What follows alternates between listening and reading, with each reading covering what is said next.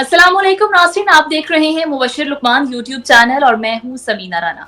हमारे साथ मौजूद हैं मुबश्शिर लुकमान साहब। अस्सलाम वालेकुम सर। मैं खुद अभी आपके शहर से पहुंचा हूं, आपके शहर गया हुआ था सुबह से, और अभी अभी 1 मिनट पहले मैं पहुंचा हूं, तो ये रिकॉर्ड हो रही है। राइट। चलें सर, वेलकम बैक। तो सर फिर आपकी इजाजत हो तो आज के टॉपिक्स अपने नाज़रीन के साथ शेयर कर लें।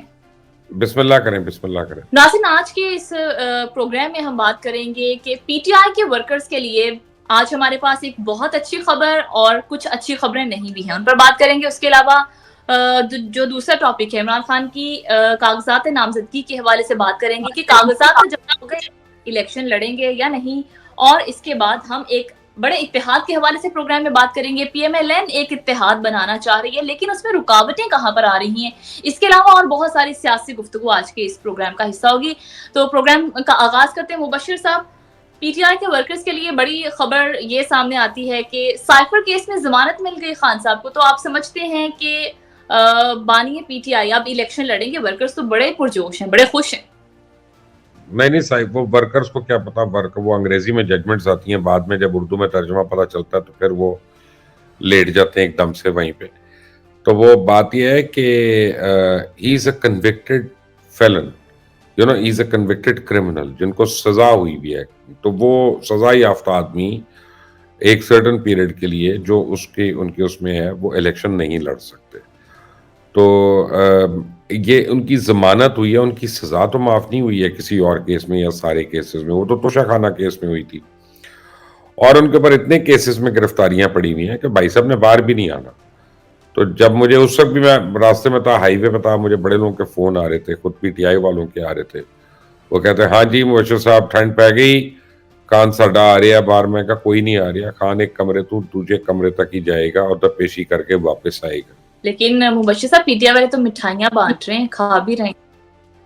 ओबा, मैं कम अकल का तो मैं कोई इलाज नहीं है मेरे पास। वो तो हकीम लुकमान के पास नहीं था, तो मुबश्शिर लुकमान के पास कहाँ से होगा कम अकली का इलाज जो है। तो अच्छा, बहरहाल, हाँ, तो अब इसका तो मेरे पास जवाब नहीं है इस बात का।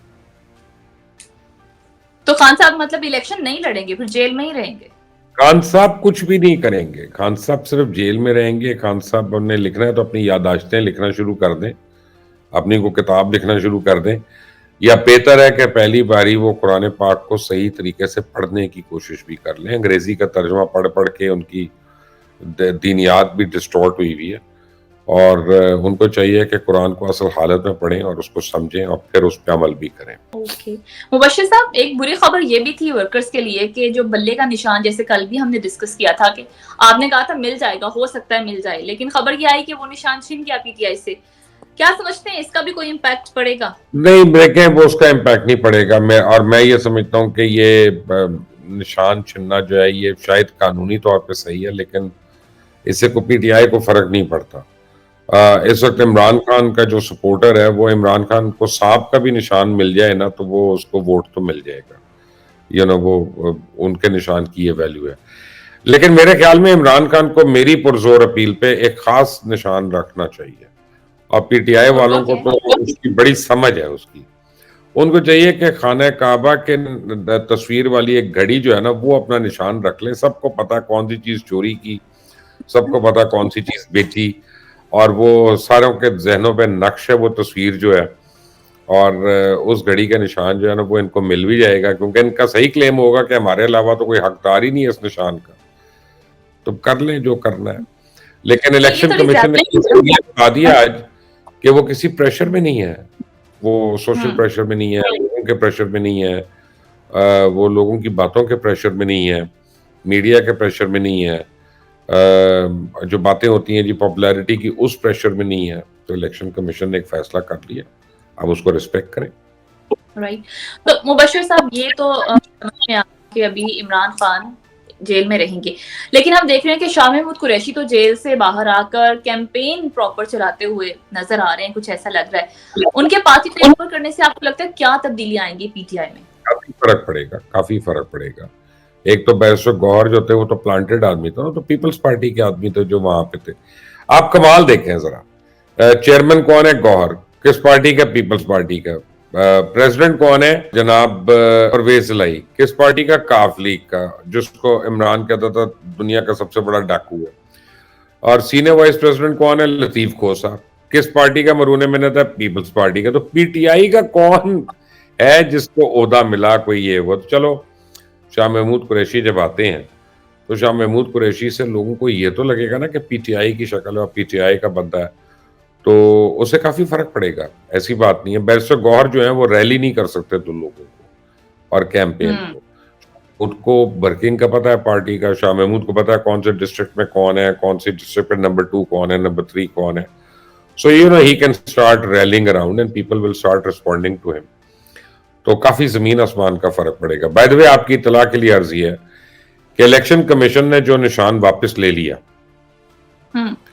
और कल अदम कर दिया, तो इसका मतलब है कि बैरिस्टर गौहर भी अब चेयरमैन नहीं रहे हैं पीटीआई के, वो भी डिस्क्वालीफाई हो गए फौरी तौर पर। तो ये 4 दिन की बेचारे ने बादशाह देखी और 4 दिन के बाद जो है वो उनसे किसी ने मंगलसूत्र खींच के उतार दिया बेचारे। चलें, मुबश्शिर साहब, अगर इमरान खान इलेक्शन नहीं लड़ सकते, उन्होंने जेल ही में रहना है, तो फिर उनके कागजात नामजदगी कैसे जमा हो गए और क्यों हुए फिर आपके ख्याल में? कागजात नामजदगी आज नामजदगी जमा हो सकते हैं, लेकिन जब उनके ऊपर ऑब्जेक्शन आएगी तो फिर वो डिस्क्वालीफाई हो जाएगा। फिर देखें ना, इसके ऊपर अपील का प्रोसीजर है ना, कागजात जमा होते हैं, उसके बाद उनकी वेटिंग होती है, उसके बाद मुखालिफिन को राइट होता है to appeal against each other. कई लोगों के खिलाफ अपील होंगी और उसमें ये डिस्क्वालीफाई होंगे because he is a convicted criminal. There is no two words about that. लेकिन इस तरह से कागजात नामजदगी जमा हो सकते हैं? जी हो सकते हैं। जमा होने में तो कोई इशा है, आप जमा तो कुबा का सही भी कर सकता है, लेकिन उसके अप्रूव होते हैं कि नहीं, that remains to be seen. Okay, right. तो मुबश्शिर साहब, आज हम देख रहे हैं कि आप भी पंजाब में कहीं फैसलाबाद का विजिट करके आए हैं, पता नहीं कौन सी खबरें लेने गए थे या लेकर आ गए हैं। ये बताएं सर कि पीएमएलएन का जो इत्तेहाद था इस्तेहकाम पाकिस्तान पार्टी से, वो कहां तक पहुंचा है और उसमें कितनी प्रोग्रेस हुई है और क्या? पीएमएलएन का इस्तेहकाम पार्टी का जो इत्तेहाद है वो काफी अगली स्टेज पे पहुंच चुका है। मेरा ख्याल है कि सीट एडजस्टमेंट के ऊपर फाइनल बातें हो रही हैं इनकी, और अगले 2 दिन तक, मुझे लगता है मैक्सिमम 2 दिन तक, ये इत्तेहाद की जो खबरें और सीट एडजस्टमेंट की खबरें ये हमारे सामने आ जाएंगी। लेकिन जो ज्यादा बड़ी बात हुई है, जो लोगों ने नोट नहीं कर रहे हैं, और वो मैं देख रहा हूं कि आज आप देखें, कुंडी साहब ने, पीपल्स पार्टी के रहनुमा है, उन्होंने कह दिया है कि पीटीआई के हक में उन्होंने स्टेटमेंट्स दी हैं और उन्होंने कहा है कि हम नहीं चाहते कि पीटीआई के ऊपर इस तरह से हो जिस तरह से हो रहा है, और ये लेवल प्लेइंग फील्ड होनी चाहिए, ब्ला ब्ला ब्ला ब्ला ब्ला। अब अगर ये बिलावल भुट्टो ने भी यही जुबान अपना ली और कहना शुरू हो गए, तो फिर पीटीआई का जो वोटर है, जो इस वक्त उसको समझ नहीं आ रही कि मैं किसको वोट दूं, किसको ना वोट दूं, कौन हमारा है, कौन दूसरों का है, कौन मिला हुआ है, कौन अंदर से बिका हुआ है, वो हो सकता है पीपल्स पार्टी को वोट डालना शुरू कर दे, पीएमएलएन की बुगस में आप समझ लें, या उनके खिलाफ। तो ये एक बड़ी मास्टर स्ट्रोक है पाकिस्तान पीपल्स पार्टी की। Without saying, without asking for it, they are actually now going to attract PTI voters। और जितनी भी आप देखें, वो अभी तक पीटीआई के हक में बयानात दे रहे हैं, उनके लीडर्स के जो बयानात हैं वो पीटीआई के हक में। इवन एतजाज हसन वगैरह को, जिनको लोग समझ के जो पार्टी छोड़ना चाह रहे हैं, why can't you make out कि ये एक स्ट्रेटजी भी तो हो सकती है, पार्टी क्यों छोड़ें सिर्फ? सही, राइट। तो मुबश्शिर साहब, टीएलपी को आप किस तरह से देखते हैं? पिछले इंतखाबात में तो हमने देखा था कि बड़ा सरप्राइज दे दिया था इन्होंने, इस इलेक्शन में क्या हो सकता है? टीएलपी के लिए काफी मुश्किलें हैं। टीएलपी जो है वो उसका सिंपथाइजर बहुत है, लेकिन टीएलपी जो है as an organisation, political organisation, not a religious organisation, उसमें गैप्स बहुत हैं और उसकी ख्वाहिशात नेक है, उसकी ख्वाहिशात सादा है, लेकिन यह है कि वो क्या लोगों तक कम्युनिकेट कर सक रहे हैं, तो उसका जवाब है नहीं, अभी तक नहीं कर सकते। तो टीएलपी मेरी किताब में बहुत बड़ा कोई मुआवजा नहीं होने वाला, नॉट विद टीएलपी। ٹھیک ہے، یہ تو ہو گئی کچھ سیاسی منظرنامے سے خبریں. مبشر صاحب، ایک کرپشن رپورٹ آئی ہے ٹرانسپیرنسی انٹرنیشنل کی، جس کے مطابق یہ کہا گیا کہ کے پی میں عدلیہ کا کرپشن کا دوسرا نمبر ہے. سر، اس کرپشن رپورٹ پر آپ کیا کہیں گے؟ پہلا نمبر کس کا ہے؟ یہ میں حیران ہوں اس بات پہ کہ عدلیہ کا دوسرا نمبر کیسے ہے. کون ہے جو ان سے بھی آگے چلا گیا؟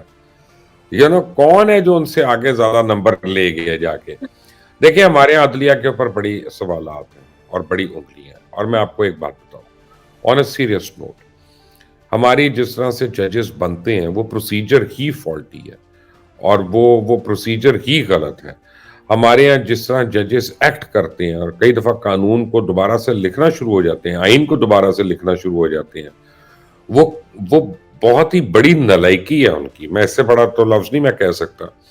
اور دوسرا یہ ہے کہ ہمارے کتنے ججز ہیں، سٹنگ ججز ہیں. جیسے ابھی جسٹس قاضی فائز صاحب نے ججمنٹ دے دی، جس میں انہوں نے ہائی کورٹ کے سینئر جج کے متعلق کہہ دیا کہ مس کانٹیکٹ، اور یہی ایلیگیشنز ہوتی ہیں. اس سے پہلے مظاہر نقوی صاحب پہ بھی لگ چکی ہیں مس کانٹیکٹ وغیرہ کی، اور سپریم جوڈیشل کاؤنسل اس کی انکوائریز بھی کر چکا ہے. تو جب آپ کے ہائی کورٹ کے ججز کے اوپر مس کانڈکٹ کی الزامات جو ہیں سپریم کورٹ کے چیف جسٹس لگا رہے ہوں، تو پھر عدلیہ کے اوپر بڑے سوالیہ نشان اٹھتے ہیں. اور ہم دیکھتے ہیں کہ ہماری عدالتوں میں ریڈر سے لے کے ٹائپسٹ اور یعنی مورر ہر آدمی جو ہے وہ کس طرح سے پیسے لے رہا ہوتا ہے، ڈیٹس پڑ رہی ہوتی ہیں، آگے پیچھے ہو رہا ہوتا ہے، فائلیں چوری ہو رہی ہوتی ہیں، فائلیں گم ہو رہی ہوتی ہیں، اور حیران کن قسم کے فیصلے آ جاتے ہیں جن کی قانون سے کوئی مشابہت نہیں ہوتی ہے. تو obviously without inefficiency these things cannot happen. So I'm not surprised. Right. Of late what people have started noticing is کہ پہلے ہم ڈرتے تھے، بات نہیں کرتے تھے عدلیہ کے متعلق. یہ وہ اب لوگوں کو اتنی زیادہ تکلیف ہو گئی ہے کہ ان کی آواز اب کھل گئی ہے، ان کی زبان کھل گئی ہے، اور وہ کھل کر بات کریں. تو آج اب ٹرانسپیرنسی انٹرنیشنل نے یہ بات کر لی ہے، تو آپ ریسٹ ایشورڈ کہ اب یہ آنے والے دونوں. اور ہماری عدلیہ کا نمبر تو دیکھیں نا، ورلڈ میں 136 نمبر پہ ایسی تو نہیں آ گئی نا. 140 میں سے 136 پہ آنا، that takes one major achievement. تو عدلیہ کی نالائکی اور کرپشن تو آج سے تو نہیں ہے، تو پتہ نہیں کب سے بول رہی ہے، ببانگے دوہل کی طرح بول رہی ہے. ٹھیک ہے جی، بہت شکریہ مبشر صاحب آپ کے قیمتی وقت اور آپ کے قیمتی تجزیے کا. Have a nice weekend. اس کے ساتھ ہی ناظرین، ہمارا پروگرام بھی ختم ہوا. ہمیں اپنی قیمتی رائے سے ضرور آگاہ کیجیے گا، اور اگر آپ کو ہماری ویڈیو پسند آئے تو اسے لائک، سبسکرائب اور شیئر ضرور کیجیے گا. اللہ کے بعد.